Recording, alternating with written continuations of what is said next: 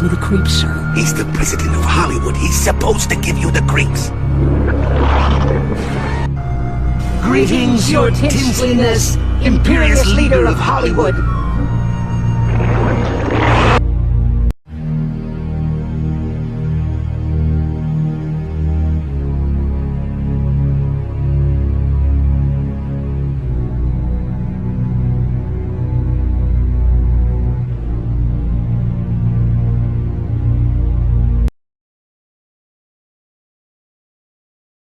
So Amazon is putting out a new cartoon about how Satan was secretly the good guy. Once upon a time, there was a glowing city protected by golden gates, known as heaven. It was ruled by beings of pure light, angels that worshipped good and shielded all from evil. Lucifer was one of these angels. He was a dreamer with fantastical ideas for all of creation. But he was seen as a troublemaker by the elders of heaven, for they felt his way of thinking was dangerous to the order of their world. So he watched as the angels began to expand the universe in their ways. From the dust of earth, they created Adam and Lilith, equals as the first of mankind. But despite this, Adam demanded control, and Lilith refused to submit to his will. She fled the garden. Drawn in by her fierce independence, Lucifer found her, and the two rebellious dreamers fell deeply in love. Together, they wished to share the magic of free will with humanity, offering the fruit of knowledge to Adam's new bride, Eve, who gladly accepted. But this gift came with a curse, for with this single act of disobedience, evil finally found its way into earth. With it, a new realm of darkness and sin, and the order heaven had worked to maintain was shattered. As punishment for their reckless act, heaven cast Lucifer and his love into the dark pit he had created, never allowing him to see the good that came from humanity, only the cruel. So Satan's the victim now?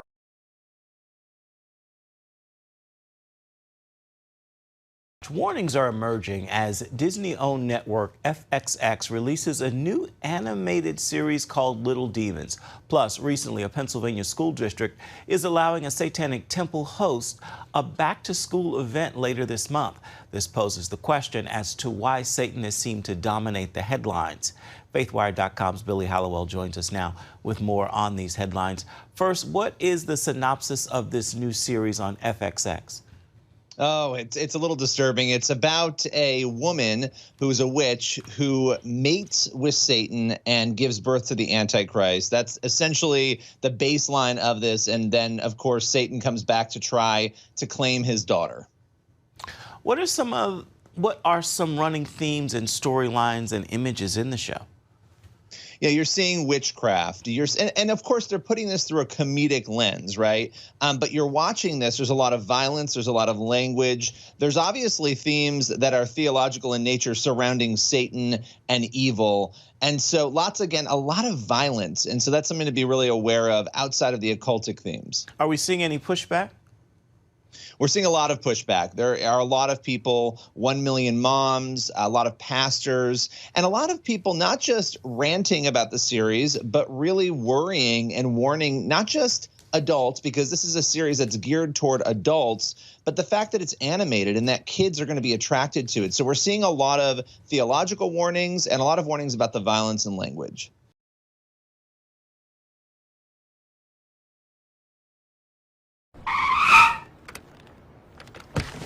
What's this? Well, from the looks of things, sir, I'd say they are here to audition for the remaining slot in the fabulous super race.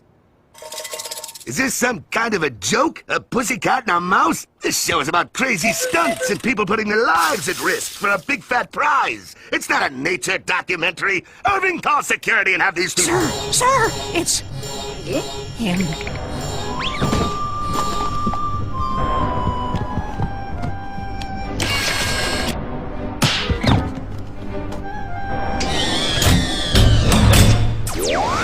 This always gives me the creeps, sir. He's the president of Hollywood. He's supposed to give you the creeps.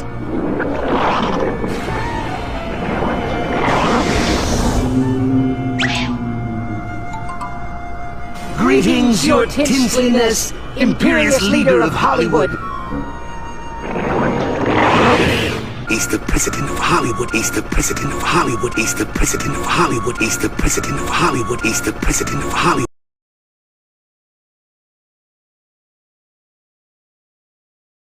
Mommy, God isn't master of the universe, He-Man is.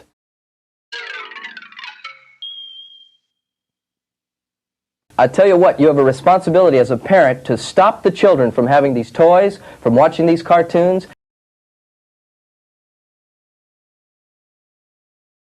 Now, Phil, here we're seeing a transformation of He-Man from a wimp, like a Clark Kent type of character, to the He-Man, and he says something like by the power of Grayskull, is that correct? Being transformed. In fact, his name is Adam.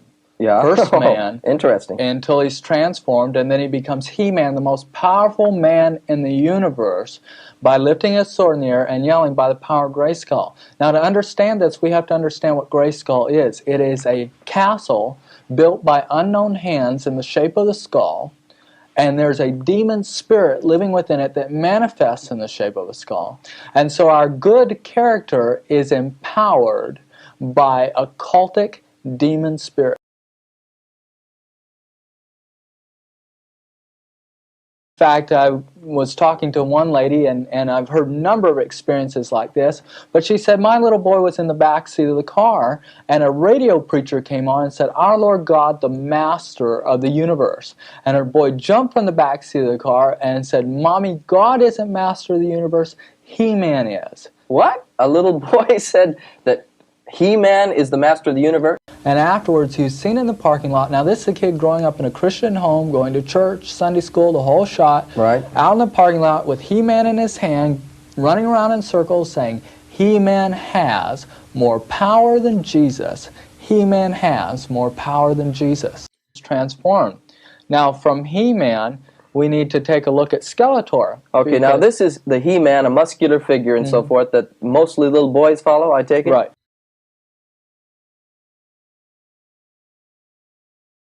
And Skeletor is this ugly-looking skeletal creature with a staff in his hand. Now, what's that staff that he's got in his hand? The staff is a ram's head staff. Now, the ram's head is a very occultic symbol. It's boiled in cauldrons. It's used in different occult practices.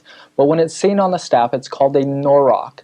And when the norok is pictured in occult books, many times it's pictured with the butt of the staff crushed onto the head of a dove. Now, Skeletor introduces most of the occult within the toy series. He has the ability to mind control, to levitate, to astral project, and to do many other occult practices and pagan religion practices.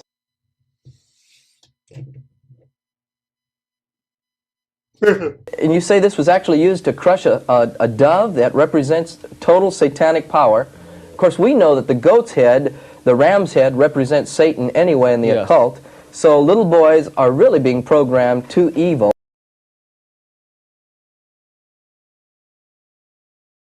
Could we talk about Snake Mountain for just a minute? Sure, let's take a look at it. Now, we have a toy that we got at the store, which is called simply Snake Mountain. I thought I'd get this toy up here if we can get that on the screen. Transform your voice from your regular voice to that of an occultic hero. Is that correct? So let's get a Skeletor type of voice. Let me turn this on here. I think I'm getting it too loud. Skeletor, the master of the universe.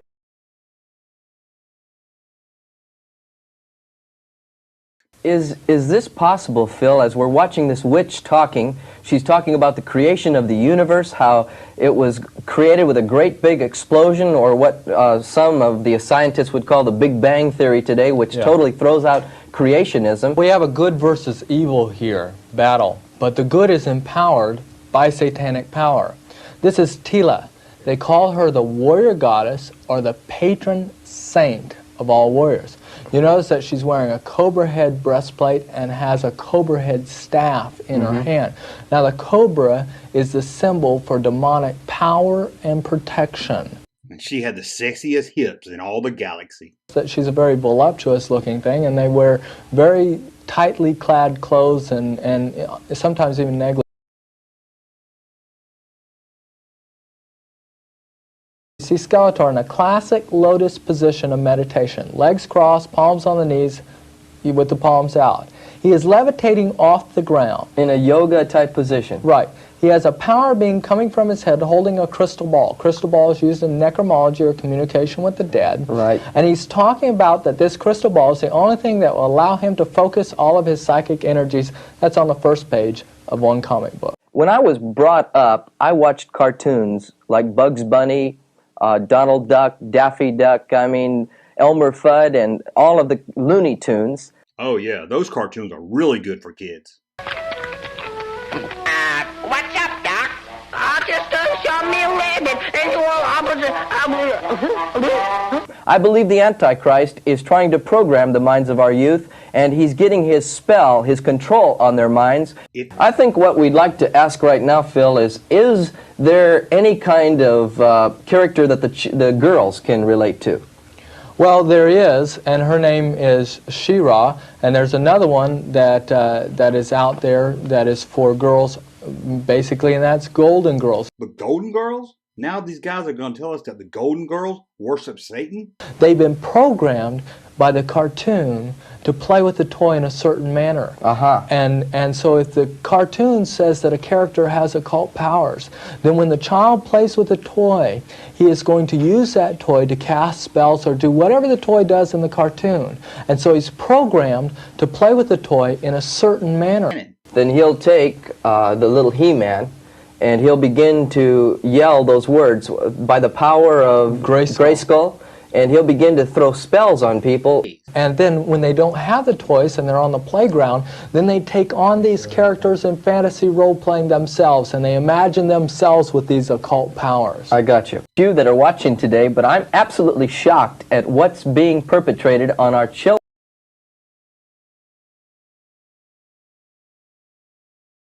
Girl She-Ra, who is a mythical, like a goddess to the children. She's got occultic spells and incantations that are being thrown, and I mean, what are the implications of all this, Phil? Well, it's direct link to the occult and pagan religion.